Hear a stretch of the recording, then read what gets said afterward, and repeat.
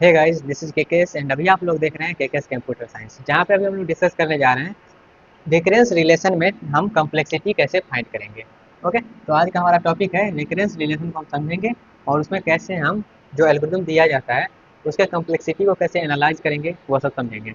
इससे पहले का अगर हम रिकैप दें तो इससे पहले हम लूप कम्प्लेक्सिटी के ऊपर बात किए थे और बहुत सारा एग्जाम्पल हम उसमें देखे थे और उसमें ये भी समझे थे कौन सा जो हमारा इंपॉर्टेंट टर्म है जिससे हम लूप कम्प्लेक्सिटी को फाइंड करेंगे वो सभी समझे थे। ओके, तो चलिए अभी जानते हैं हम लोग रेकरेंस रिलेशन को, जो हमारा कम्प्लेक्सिटी होता है उसको हम कैसे फाइंड करेंगे। तो सबसे पहले ये समझते हैं आखिर रेकरेंस रिलेशन होता क्या है। उसके बाद तो हम उसमें समझेंगे, उसके बाद ना हम उसको कम्प्लेक्सिटी फाइंड कर पाएंगे या फिर जो भी यहाँ पे पूछा जाएगा वो कर पाएंगे। तो सबसे पहले ये समझना जरूरी है ये रेकरेंस रिलेशन आखिर होता क्या है। ओके, और ये सबसे ज़्यादा इंपॉर्टेंट टॉपिक है क्योंकि क्वेश्चन अगर लूप से नहीं आएगा तो इससे आएगा। ठीक है, लूप कम्प्लेक्सिटी का क्वेश्चन नहीं आना है तो मेरा वो रेकरेंस रिलेशन से क्वेश्चन आएगा ही आएगा। ओके, तो यहाँ पे स्टार मार्क कर दिया क्योंकि ये स्टार टॉपिक है। ओके, यहाँ पे रिकरेंस रिलेशन अगर कहीं आता है तो उसको हम आर आर से डिनोट करेंगे। क्या? आर आर मतलब रिकरेंस रिलेशन। ओके, तो यहाँ पे पहले ये होता है क्या वो समझ लेते हैं। तो रिकरेंस रिलेशन, आर आर मतलब रिकरेंस रिलेशन। तो recurrence relation is a function which is evaluate with the help of some other function. तो क्या है रिकरेंस रिलेशन, क्या है? आप रिकर्जन वगैरह सी लैंग्वेज में पढ़े होंगे या फिर कोई भी प्रोग्रामिंग लैंग्वेज में अगर फंक्शन पढ़े तो वहाँ पे रिकर्जन का भी कंसेप्ट होता है। सेम उसी टाइप से रिकर्जन यहाँ पे है ना, उसी को नाम यहाँ पे चेंज करके रिकरेंस रिलेशन लिख दिया है। ओके, यहाँ पे रिकरेंस रिलेशन क्या होता है, एक प्रकार का ये क्या है, फंक्शन है। क्या है ये? फंक्शन है जो कि इवेल्युएट होता है कोई और फंक्शन से। ओके, दिस फंक्शन इज, कौन सा फंक्शन, मतलब ये जो रिकर्सिव रिलेशन का जो फंक्शन है वो, this function is mainly use in divide and कंकर। तो जब भी डिवाइड एंड कंकर भी एक मेरा क्या है, सेपरेट मॉड्यूल ही है जहाँ पे हम डिवाइड एंड कंकर से बहुत सारा प्रोग्राम को सॉल्व करेंगे। तो वो तो बाद की बात है, लेकिन वहाँ पर भी हमारा जो है रिकन्सिलेशन बनेगा और वहाँ पे ये सब यूज होएगा। ठीक है, इसलिए इसको समझ लीजिएगा। क्या है? This function mainly use in divide and conquer programs in designing algorithm many times it is required to divide the whole program into number of sub program. तो वहाँ पे कभी कभी नीड पड़ जाता है, जो मेरा कोई बड़ा प्रोग्राम दिया गया है उसको सब प्रोग्राम में डिवाइड करना, तो वहाँ पे हम क्या करते हैं, डिवाइड एंड कंकर स्ट्रेटजी का यूज करते हैं। डिवाइड एंड कंकर स्ट्रेटजी का यूज करते हैं। ओके, दिस सब प्रॉब्लम मतलब डिवाइड एंड कंकर, डी एंड डिवाइड एंड कंकर को हम डी एंड सी लिखेंगे शॉर्टकट में, जहाँ पे लिखना होगा वहाँ पे। तो डिवाइड एंड कंकर से जो हमारा सब प्रॉब्लम आया है उस सब प्रॉब्लम को हम क्या, वो आइडेंटिकल होता है किससे? ओरिजिनल प्रॉब्लम से। ओरिजिनल प्रॉब्लम के जैसा ही होता है, लेकिन वहाँ पे डिफरेंस क्या रहता है? डिफरेंस ये रहता है, जैसे मान लेते हैं एन मेरा क्या है, ओरिजिनल प्रॉब्लम था जो एन, एन मेरा इनपुट साइज था, तो वो सब प्रॉब्लम आए हैं उसमें एक घटा के मतलब उससे कम रहेगा, उससे लेस रहेगा, जरूरी नहीं एक रहे। वहाँ पे जो भी नीड रहेगा मतलब जो मेरा ओरिजिनल है उससे कम रहना चाहिए। तो this sub problem are identical to the original with less number of input size.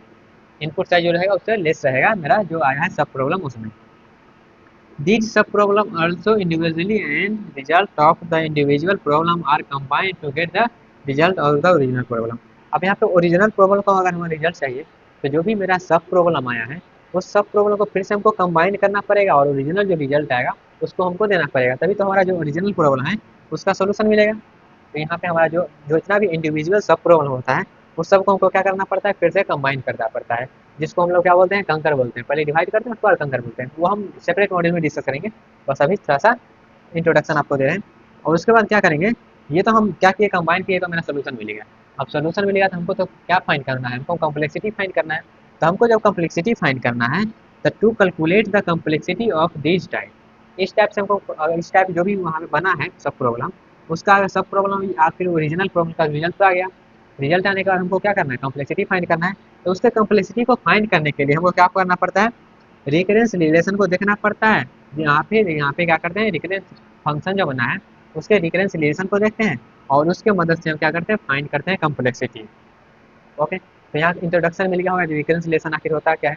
तो रिकरेंस रिलेशन क्या होता है, एक प्रकार का फंक्शन है वो भी, जहाँ पे मेरा इनपुट साइज लेस रहता है और वो इवेल्युएट किया जाता है दूसरे फंक्शन से। मतलब पहले ये है फिर वो एक ट्री टाइप में बनता है, जो आप रिकरेंस ट्री भी बने होंगे, रिकर्जन ट्री वगैरह, वो सब उसी टाइप का यहाँ पे है।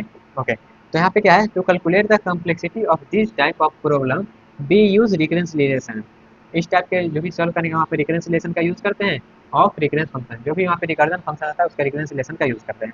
ओके, इतना मिल जाने की आइडिया की, अब यहाँ पे आइडिया मिला है प्रॉब्लम सॉल्व कैसे करना है, वो तो नहीं समझ में आया। तब उस पर हम चलते हैं, मूव करते हैं कि प्रॉब्लम आखिर हम सॉल्व कैसे करते हैं। ओके, तो यहाँ पे तीन मेथड है क्या, यहाँ पे क्या है, मेथड फॉर सॉल्विंग रिकरेंस यहाँ पे रिकरेंस रिलेशन जो है, रिकरेंसेस को सॉल्व करने के लिए 3 मेथड दिया गया है। 3 मेथड क्या है? पहला है बैक सब्स्टिट्यूशन मेथड, इसको जनरली सब्स्टिट्यूशन मेथड भी बोलते हैं, लेकिन यहाँ पे बैक सब्स्टिट्यूशन बोल रहे हैं क्योंकि वहाँ पे एक क्या होता है ना, पीछे जाके हमको सब्स्टिट्यूट करना पड़ता है इसलिए। ठीक है, पीछे मतलब ये नहीं जो हम पर्दा के पीछे करेंगे, वहाँ पे कहाँ पर नाम करता है वहाँ पता चलेगा, लेकिन इसको कभी कभी सब्स्टिट्यूशन मेथड भी बोलते हैं, लेकिन यहाँ पे हम बैक सब्स्टिट्यूशन मेथड इसको बोल रहे हैं। ओके, उसके बाद मेरा क्या होता है रिकर्जन ट्री मेथड, ये भी एक मेथड है जिससे हम क्या करते हैं रिकरेंस रिलेशन को सॉल्व करते हैं, उसका कम्प्लेक्सिटी फाइंड करते हैं।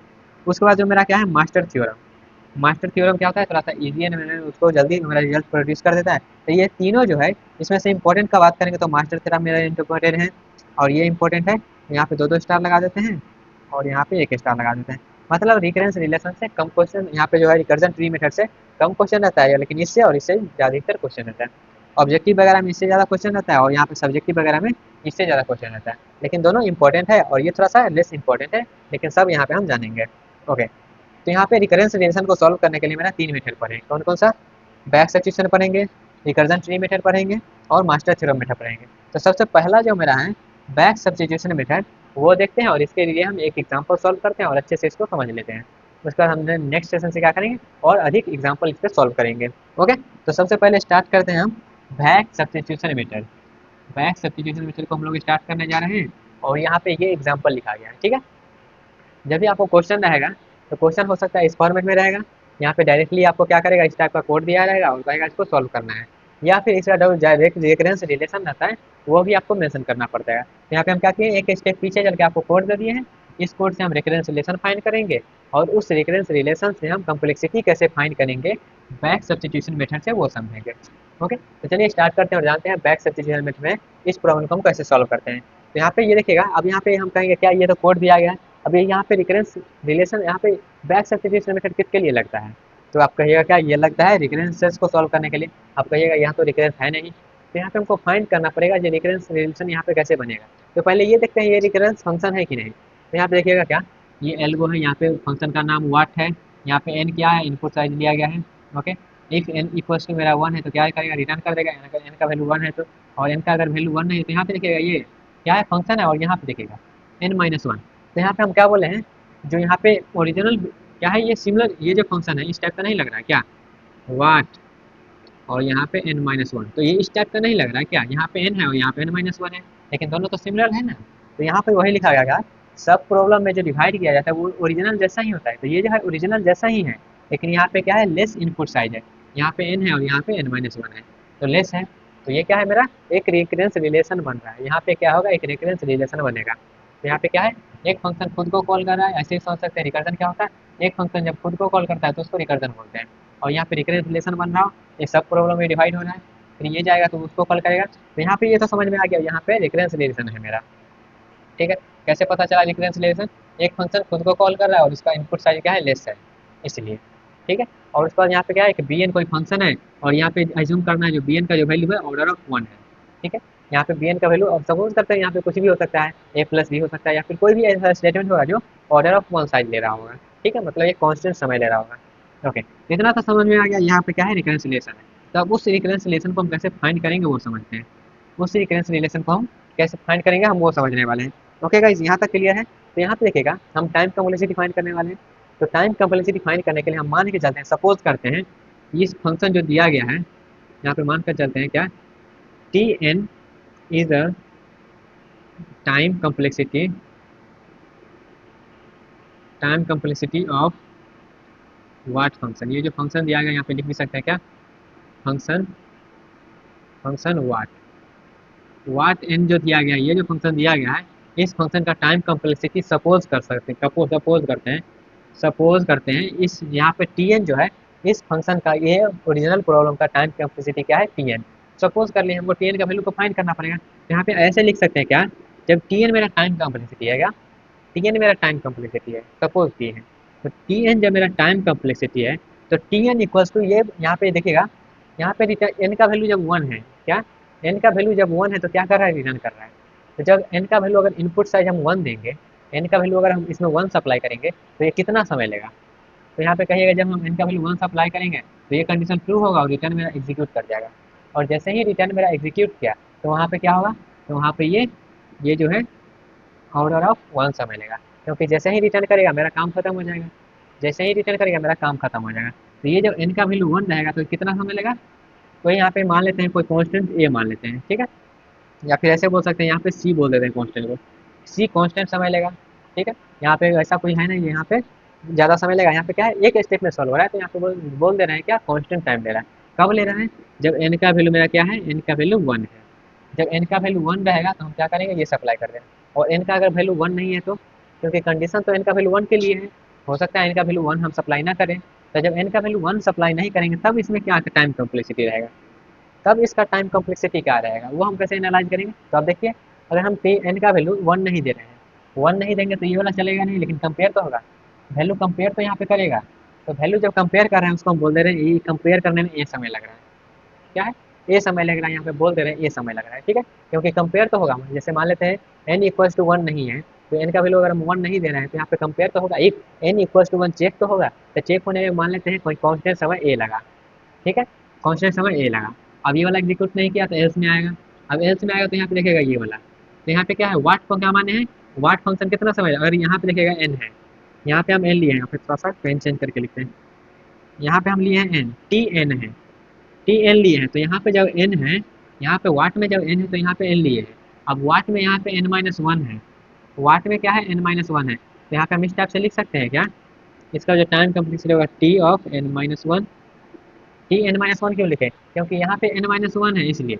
यहाँ पे जब वाट मेरा एन था, वाट में एन दिए है तो यहाँ पे टी एन लिए है, अगर यहाँ पे एन माइनस वन देगा तो यहाँ पर भी एन माइनस वन देना पड़ेगा, इसलिए। तो इसलिए हम यहाँ पे इसका जो टाइम कम्प्लीसिटी लगा है वो टी एन माइनस वन मान लिए हैं, ओके। उसके बाद ये वाला काम हो गया, ये लाइन इतना समय ले लिया, इतना समय ले लिया। उसके बाद बी एन पे आते हैं, तो बी एन कितना समय लेना है, ऑर्डर ऑफ मोड मतलब इसको भी कांस्टेंट मान लेते हैं, कांस्टेंट यहाँ पे कोई बी मान लेते हैं, सपोज कर लेते हैं कोई कांस्टेंट बी समय लगा, ये कब आ रहा है, जब एन का वैल्यू में ग्रेटर देन वन है, जब एन का वैल्यू ग्रेटर देन वन है। यहाँ पे हम धीरे धीरे चलें, समझ लीजिएगा एक स्टेप को। तो ये जो बना है, ये जो रिलेशन बना है, इसी को बोलते हैं क्या, ये मेरा है क्या, रिकरेंस रिलेशन, ये मेरा क्या है, रिकरेंस रिलेशन। प्रॉब्लम अभी सॉल्व नहीं हुआ, बस अभी हम क्या किए हैं, रिकरेंस रिलेशन बनाए हैं। अभी हम क्या किए हैं, बस रिकरेंस रिलेशन बनाए हैं। रिकरेंस रिलेशन बनाने के बाद यहाँ पे देखिएगा क्या करना है, हमने आपको बोला था क्वेश्चन में हो सकता है आपको पूछेगा बैक सब्स्टिट्यूशन मेथड सॉल्व करने के, तो हो सकता है इस प्रकार कोड दिया रहे, आपको रिकरेंस रिलेशन बनाना रहेगा, या फिर डायरेक्टली आपको ये स्टेटमेंट देगा जो ये वाला रिकरेंस रिलेशन है, इसको फाइंड करना है बैक सब्स्टिट्यूशन मेथड से, इसके कम्प्लेक्सिटी को फाइंड करना है। तो हो सकता है क्वेश्चन आपको आइदर ये दिया रहे या फिर ये दिया रहे। अगर ये दिया रहेगा तो हमको थोड़ा सा इजीली पड़ेगा, वहाँ पे हमको फाइंड नहीं करना पड़ेगा। अगर ये दिया रहेगा तो यहाँ से हमको ये वाला फाइंड करना पड़ेगा, और ये कैसे फाइंड करना है ऑलरेडी हम आपको बता दिए हैं, ओके। आई होप आपको समझ में आया हो, नहीं समझ में आया तो फिर से आपको रिपीट करके देखिए कैसे करना है, ओके। बस कुछ नहीं करना, एक एक लाइन पे गए हैं और कहाँ पे जो टाइम ले रहा है वो लिख दिए हैं, ओके। अब इस रिकरेंसिलेशन को हम लोग सॉल्व करने वाले हैं, तो चलिए सॉल्व करते हैं। यहाँ पे हम इसको मिटाते हैं, और जो मेरा प्रॉब्लम बनेगा अब ये वाला प्रॉब्लम बनेगा, इसको हमको सॉल्व करना है। इससे हमने ये डिराइव किया और इससे अब हम लोग प्रॉब्लम आखिर सॉल्व कैसे करना है बैक सब्स्टिट्यूशन मेथड से, वो समझने वाले हैं, ओके। तो इसको मिटा देते हैं गाइस, और इसी को हम लोग आगे कंटिन्यू करते हैं, ठीक है। थोड़ा सा यहाँ पे मैथमेटिक्स जैसा यूज़ होगा, बस कुछ नहीं है, थोड़ा सा ईजी सा ही है, ओके। तो इसको हम ध्यान से मिटा देते हैं और अपना बैक सब्स्टिट्यूशन मेथड से उसको सॉल्व कैसे करेंगे उसको समझते हैं, ओके। बैक सब्स्टिट्यूशन मतलब वहाँ पे हम बैक में जाकर सब्स्टिट्यूट करेंगे, तो अब समझ में आएगा बैक में जाकर सब्स्टिट्यूट करने का मतलब क्या है, ठीक है। तो ये जो लिखा गया है वो लिख लेते हैं डायरेक्ट। यहाँ पे जो लिखा गया क्या, T N equals to constant है कब, जब एन का वैल्यू मेरा 1 है, और ये क्या है, A plus T N minus one plus B, ये कब है, जब एन का वैल्यू मेरा ग्रेटर देन 1 है, ठीक है। तो क्वेश्चन आइदर ये दिया है और या फिर ये दिया रहा है, इससे हमको ये ड्राइव करना है। ये ड्राइव करने के बाद हमको क्या करना है, इसका कम्प्लेक्सिटी फाइंड करना है। तो ये जो लिखा गया ये क्या है, कांस्टेंट है, ये भी क्या है, कांस्टेंट है। तो इस कांस्टेंट और कांस्टेंट को हम इस प्रकार से लिख सकते हैं क्या, टी एन माइनस वन, और ये कांस्टेंट और ये कांस्टेंट को मिलाकर बोल देते हैं दूसरा कांस्टेंट से, कांस्टेंट ही तो है, कुछ भी बोल सकते हैं ना, तो कांस्टेंट ही है, तो यहाँ पे हम फिर से इसको सी ही बोल देते हैं, क्योंकि ये भी क्या है, कांस्टेंट है, ये भी क्या है, कांस्टेंट है। तो सी कोई एक वेरिएबल जैसा लिख देते हैं क्या, यहाँ पे कोई यहाँ पे रॉकेट साइंस नहीं किया है, यहाँ पे क्या है, ए प्लस बी को क्या क्या किए हैं, सी मान लिए, क्योंकि क्या है, कांस्टेंट है, ये भी कांस्टेंट है और ये भी कांस्टेंट है, इसलिए यहाँ पे लिख सकते हैं, ताकि एक जैसा लगेगा तो हमको थोड़ा सा ईजी पड़ेगा सॉल्व करने में, ओके। तो यहाँ पे क्या किए, क्योंकि इस टाइप से हम लिख देंगे ब्रैकेट में, इस प्रकार से लिख देंगे, हम क्या किए, इसको इसको सॉल्व करके इस मान लेंगे। अब यहाँ पे देखिएगा मेरा बना ये और ये बना, इसको हम जो अब बना है उसको लिख देते हैं, तो T N equal to constant जब एन का वैल्यू क्या है 1 है, और उसके बाद क्या है ये T N minus one plus C जब एन का वैल्यू क्या है ग्रेटर देन 1 है। अब ये हो गया। देखिएगा इसका वैल्यू हमको मालूम है डायरेक्ट, एन का वैल्यू जब 1 है तो ये है। अब यहाँ पे टी एन माइनस वन है, तो टी एन माइनस वन का तो वैल्यू हमको मालूम नहीं है। टी एन माइनस वन का तो वैल्यू मालूम, हमको टी एन का वैल्यू मालूम है। हमको टी एन का वैल्यू मालूम है, जी हाँ टी एन का वैल्यू ये है।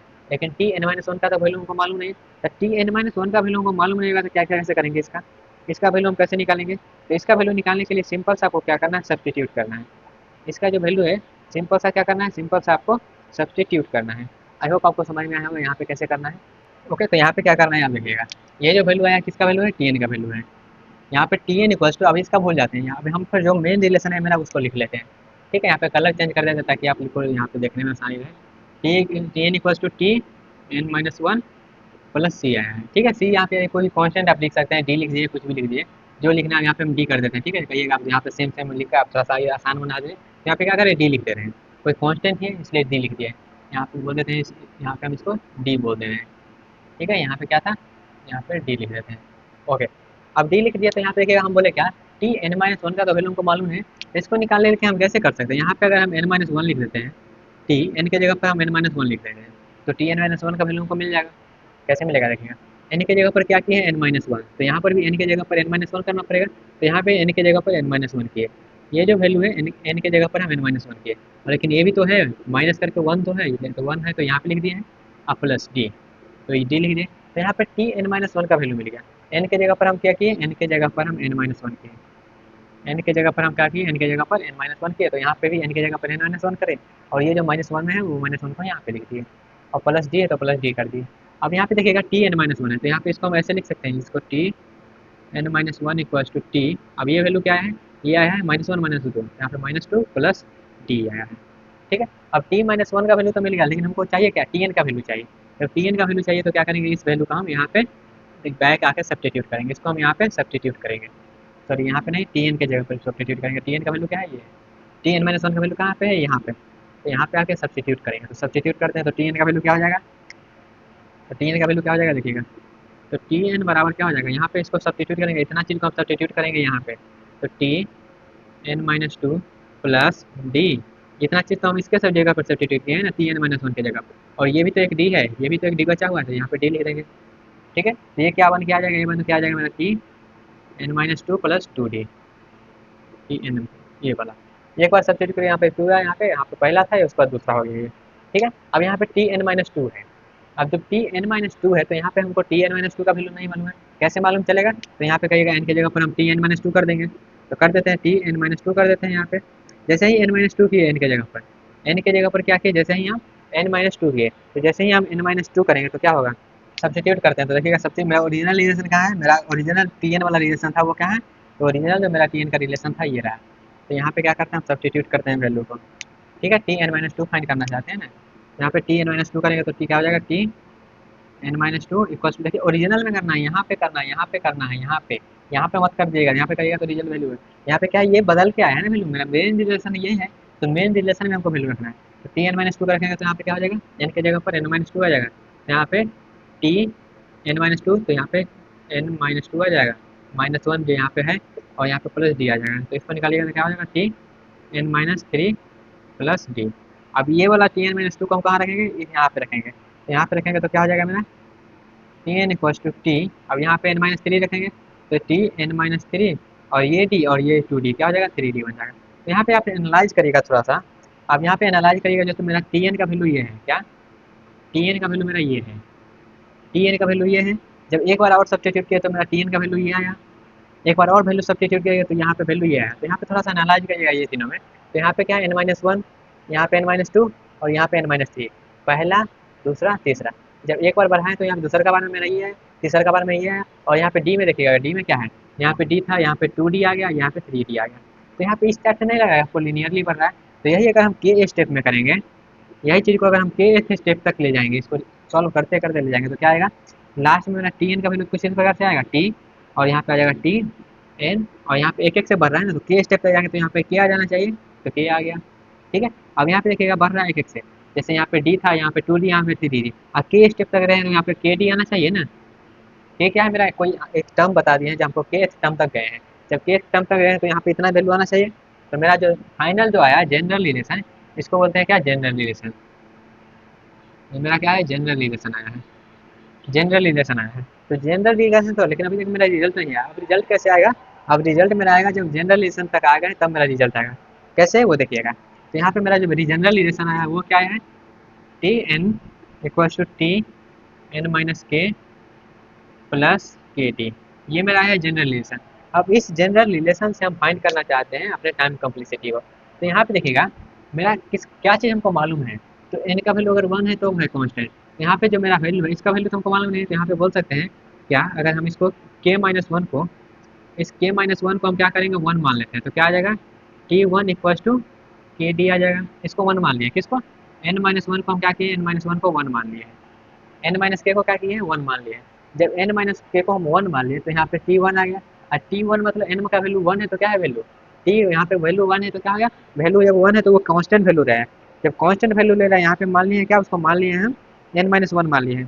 ठीक है, टी एन को हम क्या किए, कांस्टेंट मान लिए हैं। यहाँ पे इस प्रकार से भी समझ सकते हैं। यहाँ पे थोड़ा सा आप यहाँ पे शॉर्ट करके जैसे मान लेते हैं टी, अब यहाँ पे क्या है कांस्टेंट, जब यहाँ पे एन की जगह पर हम क्या करते हैं 1 पुट कर देते हैं तो क्या ले रहा है, कांस्टेंट ले रहा है। तो यहाँ पे 1 कर दें तो क्या आ जाए, ये वैल्यू जो है क्या आना चाहिए, ये वैल्यू जो है कांस्टेंट आ जाएगा। ये वैल्यू तो कांस्टेंट आ गया, लेकिन यहाँ पे क्या है, के और डी है। तो यहाँ पे हमको के का वैल्यू मालूम नहीं है, ये डी तो क्या है कांस्टेंट है। तो यहाँ पे के का वैल्यू मालूम नहीं है, तो के का वैल्यू हमको फाइंड करना पड़ेगा। तो के का वैल्यू कैसे फाइंड करेंगे, यहाँ पे माने क्या, एन माइनस के इक्वल टू माने है 1, एन माइनस के इक्वल टू माने है क्या, एन माइनस के इक्वल टू माने है यहाँ पे 1। जब इसको हम 1 मान लिए तो यहाँ पे 1 का जो वैल्यू है क्या, किस टाइप से वैल्यू है, तो यहाँ से हम बोल सकते हैं ना क्या है, जब वैल्यू मेरा एन का वैल्यू 1 था तो एन का वैल्यू मेरा 1 है, यहाँ पे 1 लिए तो क्या है वैल्यू, कांस्टेंट आ रहा है, मतलब 1 आ रहा है। यहाँ पे हम जैसे मान लेते हैं, अब यहाँ से के का वैल्यू निकालिए, तो के का वैल्यू क्या आ जाएगा, मेरा एन माइनस 1 आ जाएगा। यहाँ से नॉर्मल सा लगाए हैं, मैथमेटिक्स लगाए हैं, जैसे क्या है मेरा कांस्टेंट यहाँ पे क्या के हैं। ये जो हमको बेस कंडीशन क्या मालूम, हमको बेस कंडीशन ये मालूम है, जो एन का वैल्यू जब 1 है तो कांस्टेंट ले रहा है, तो एन का वैल्यू 1 ले रहा है, तो यहाँ पे 1 का वैल्यू एन कर दिए, 1 कर दिए। जैसे ही 1 किया तो टी वन बन गया, ये टी वन बन गया तो यहाँ पे इस तरीका से बोल सकते हैं मेरा एन माइनस के का वैल्यू क्या कर दिए हैं, 1 मान लिया है, 1 मान लिए, बेस कंडीशन है। अभी जब 1 मान लिए तो यहाँ से वैल्यू मेरा क्या आ जाएगा, यहाँ से के का वैल्यू क्या आ जाएगा, के का वैल्यू मेरा आ जाएगा एन माइनस वन, के का वैल्यू क्या आ गया, एन माइनस वन मान आ गया। जब एन का वैल्यू यहाँ पे आ गया, ये तो टी वन का वैल्यू क्या है, टी एन का वैल्यू मेरा रिलेशन से क्या है, कांस्टेंट है, तो कांस्टेंट लिख दिए।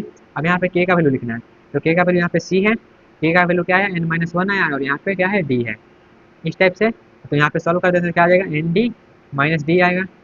ठीक है, तो यहाँ पे देखिएगा मेरा क्या, टी एन इक्वल्स टू बन गई है, टी एन इक्वल्स टू बन गई है, टी एन इक्वल्स टू ये बन गया। तो यहाँ पे देखिएगा क्या है, आपको हम बताए थे क्या, अगर टाइम कम्प्लेक्सिटी में इस प्रकार का दिया रहे, T N equals to C plus N into D minus D, इस प्रकार से दिया रहेगा तो क्या करना है, यहाँ पे आपको देखना है हाइयर टर्म कौन सा है। तो हाइयर टर्म कौन सा है मेरा, तो हाइयर टर्म यहाँ पे एन वाला है, ये तो कांस्टेंट है, ये भी कांस्टेंट, यहाँ पे एन है। तो हाइयर टर्म मेरा ये यहाँ पे है, ये है, और हाइयर टर्म ये है, तो इसमें सबसे ज़्यादा वाला टर्म कौन है, एन है। तो इसका जो टाइम कम्प्लेक्सिटी आएगा T N equals to order of N आएगा टाइम कम्प्लेक्सिटी। इसका जो टाइम कम्प्लेक्सिटी आएगा ऑर्डर ऑफ एन, जैसे हम पहले बताए थे ना, जो मेरा बेसिक जो भी था सब यूज़ होगा। जैसे टी एन इक्वल्स टू अगर मेरा रहता क्या, N plus N square plus N, मान लेते एन क्यूब रहता, तो इसका टाइम कम्प्लेक्सिटी क्या होता था, इसका टाइम कम्प्लेक्सिटी रहता था ऑर्डर ऑफ एन क्यूब। तो उसी प्रकार से यहाँ पे जब ये दिया गया है, इसका टाइम कम्प्लेक्सिटी क्या हो जाएगा, order of N. Order of N हो गया, यहाँ पे ओमेगा ऑफ एन बोल सकते हैं, और दोनों सेम है तो यहाँ पे थीटा ऑफ एन बोल सकते हैं। ठीक है, तो ये रहा आपका कैसे हम बैक सब्स्टिट्यूशन मेथड सॉल्व करते हैं, ये आपको समझना चाहिए। ठीक है, तो यहाँ पे बस ज़्यादा कुछ नहीं है, यहाँ पे आपको लोकल लगा होगा, यहाँ पे थोड़ा सा लेंदी टाइप का है, वैसे एक बार आप समझ लीजिए किस प्रकार से करना है, और उसको आप इजीली कर सकते हैं। जैसे हमको ये दे रहा था, तो यहाँ से हमको इसका क्या किया, रिकरेंसिलेशन निकालें। इस रिकरेंसिलेशन निकालने के बाद हम क्या किए हैं, इसको सॉल्व किए हैं बैक सब्स्टिट्यूशन मेथड से। हो गया, इसको सॉल्व किया तो यहाँ पे क्या है, ये लिख लिए, उसका क्या किया, हमको टी एन माइनस वन का वैल्यू नहीं मालूम था तो उसको निकाल लिए, उसको निकाले तो हमको फिर टी एन माइनस टू का निकालने का जरूरी पड़ गया। तो उसको निकालने के लिए हमको मेन रिलेशन यूज करें, मेन रिलेशन ही यूज करिएगा, वो जो वैल्यू बदल के आ रहा है उसमें नहीं करना है। ठीक है, उस प्रकार से करते गए तो हम एनालाइज किए जाए, यहाँ पे लिनियरली बढ़ रहा है तो हम जनरल रिलेशन निकाल लिए। जनरल रिलेशन निकालने के बाद हमको बेस कंडीशन अप्लाई किए हैं जो कि 1 है, और यहाँ पे के का वैल्यू हमको मालूम नहीं था, तो के का वैल्यू जो हम माने उसके अकॉर्डिंग मान लिए, और उसके बाद हमारा रिलेशन बना, उससे हम टाइम कॉम्प्लेक्सिटी फाइंड कर लिए। ओके, तो आई होप आपको समझ में आया होगा। नहीं भी समझ में आया, कहीं पे डाउट रह जाता है तो अभी बहुत सारा एग्जाम्पल लेने वाले हैं, वहाँ से आपको क्लियर हो जाएगा। ओके, तो गाइज फिर भी इससे रिलेटेड कोई भी डाउट है तो कमेंट में पूछ सकते हैं। मिलते हैं अपने अगले सेक्शन में, तब तक के लिए take care and all the best.